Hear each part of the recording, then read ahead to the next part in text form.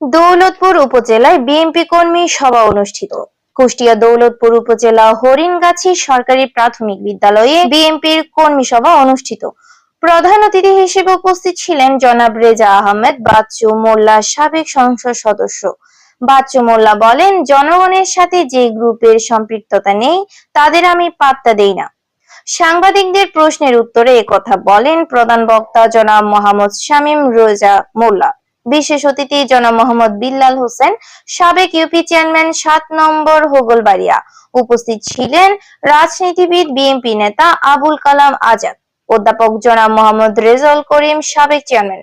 বিশেষ অতিথি জনাব মাহবুবুর রহমান লস্কর, জনাব মোহাম্মদ গোলাম মুস্তফা আহ্বায়ক, দৌলতপুর থানা যুবদল, দৌলতপুর থানা স্বেচ্ছাসেবক দল মোহাম্মদ উজ্জ্বল খান। কর্মী সভায় সঞ্চালনায় জনাব মোহাম্মদ মক্কেল আলী, সাবেক ইউপি সদস্য, সভাপতিত্ব করেন জনাব মোহাম্মদ নজরুল ইসলাম বিশ্বাস।